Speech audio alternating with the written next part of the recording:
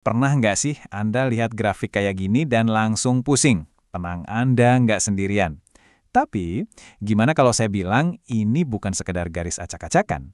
Ini sebenarnya adalah sebuah cerita yang lagi berjalan. Kisah pertarungan sengit antara pembeli dan penjual. Ya, sekilas kelihatannya memang kacau banget. Garis naik, garis turun, kayak nggak ada polanya sama sekali. Tapi sebenarnya ini tuh sebuah bahasa. Nah, dalam beberapa menit ke depan, kita akan belajar dasar-dasar dari bahasa ini supaya Anda bisa mulai ngerti percakapan apa sih yang sebenarnya lagi terjadi di pasar. Oke, jadi gimana cara kita belajar bahasa baru ini? Ya, sama aja kayak belajar bahasa pada umumnya kan? Kita nggak bisa langsung baca novel, kita harus mulai dari yang paling kecil, yang paling dasar, alfabetnya. Dan inilah dia, alfabet pasar. Namanya candlestick. Setiap batang kecil warna hijau dan merah yang Anda lihat ini, anggap aja itu satu huruf. Masing-masing menceritakan sebuah kisah mini tentang apa yang terjadi pada harga dalam satu periode waktu tertentu. Jadi, apa sih yang diceritain sama satu huruf ini? Bayangin aja ini kayak rangkuman yang super efisien. Dalam satu batang kecil itu, dia ngasih tahu kita 4 hal penting. Harga mulai di mana, atau buka, berakhir di mana, atau tutup, plus titik tertinggi dan terendah yang sempat dicapai. Dan ini bisa berlaku buat periode 1 jam, 1 hari, bahkan 1 menit sekalipun. Nah, ini dia inti ceritanya. Warna. Kalau hijau atau bullish, artinya tim pembeli menang di ronde itu. Mereka berhasil dorong harga sampai ditutup lebih tinggi dari harga pembukaannya. Sebaliknya, kalau merah atau bearish, berarti tim penjual yang menang.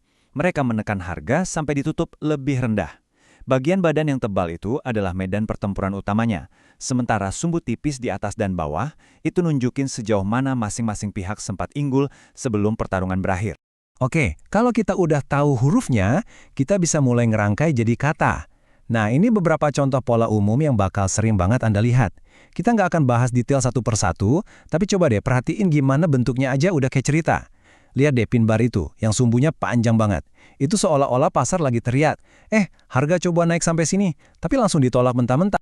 Baik, kita sudah punya huruf dan beberapa kata. Tapi apa yang bikin semua ini jadi kalimat yang masuk akal? Jawabannya adalah tata bahasa atau grammarnya pasar. Ini adalah aturan fundamental yang mengatur alur cerita yang kita kenal sebagai support dan resistance.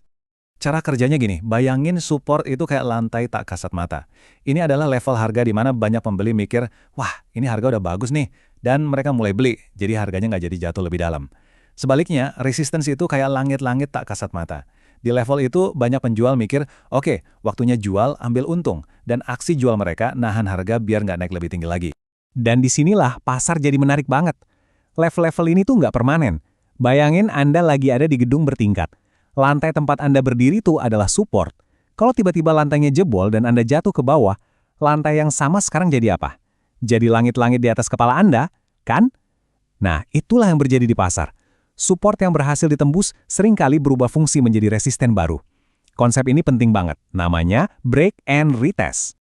Nah, ini ada satu tips penting banget. Jangan pernah anggap level ini sebagai satu garis tipis yang presisi. Anggaplah ini sebagai sebuah zona, sebuah area reaksi. Harga bisa aja menembus sedikit atau mantul sedikit lebih awal. Jadi ini lebih kayak zona abu-abu, bukan perbatasan yang kaku. Dengan tata bahasa support dan resistance tadi, kita sekarang bisa lihat gimana kerangka cerita harga itu terbentuk. Tapi ceritanya ini lagi mengarah kemana? Nah, alat kita berikutnya adalah trendline, yang bakal jadi pemandu arah cerita kita. Trendline itu pada dasarnya adalah support dan resistance, tapi versi miring. Jadi, bukan lagi lantai atau langit-langit yang datar, tapi bayangin aja kayak eskalator.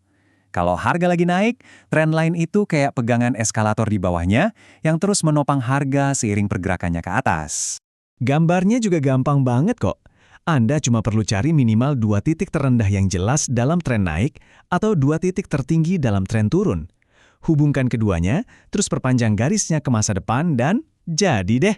Anda baru aja bikin peta sederhana untuk memprediksi di mana harga kemungkinan besar akan bereaksi selanjutnya. Kadang-kadang Anda akan lihat harga bergerak di dalam sebuah lorong yang dibentuk oleh 2 trendline paralel, ini kita sebut channel. Dan di sini ada sedikit trik yang menarik. Dalam bull channel, harga itu sebenarnya bergerak agak turun, seolah-olah lagi menarik busur panah ke belakang sebelum akhirnya melesat ke atas. Sebaliknya, dalam bear channel, harga justru merayap naik dulu, kayak ngumpulin tenaga, sebelum akhirnya jatuh menembus ke bawah. Oke, sebelum kita rangkum semuanya, mari kita bongkar satu kekeliruan umum. Ini adalah mitos yang sering banget menjebak trader pemula, dan kalau Anda paham ini, Anda bakal punya keuntungan lebih. Pertanyaannya sederhana, kalau harga terus-terusan membentur sebuah level, entah itu support atau resistance, apakah itu berarti level tersebut jadi makin kuat dan makin susah ditembus? Coba, apa kata intuisi Anda? Jawabannya sesederhana ini. Salah. Justru kebalikannya. Loh, kok bisa? Begini penjelasannya. Mitosnya adalah kita menganggap level itu seperti tembok baja, yang makin dipukul makin kuat.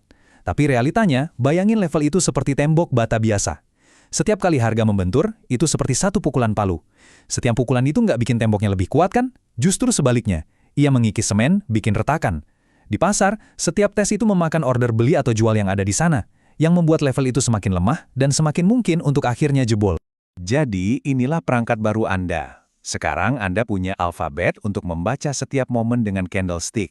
Anda punya tata bahasa, yaitu support dan resistance, untuk memahami struktur pasar. Dan Anda punya alur narasi dengan trendline untuk mengikuti arah ceritanya. Ini bukan lagi sekedar garis acak. Sekarang Anda punya alat dasar untuk mulai menerjemahkan bahasa pasar. Oke, jadi saya akan tinggalkan Anda dengan ini. Coba lihat lagi grafik di depan Anda. Beberapa menit yang lalu, ini mungkin cuma kelihatan seperti kekacauan. Tapi sekarang, dengan pengetahuan baru Anda, jangan cuma lihat garisnya, coba lihat ceritanya. Di mana pertarungan dimenangkan, dan di mana mereka kalah. Di mana lantai dan langit-langitnya? Pertanyaan sebenarnya bukan lagi apa yang sedang dilakukan grafik ini, tapi cerita apa yang sedang ia coba sampaikan kepada Anda.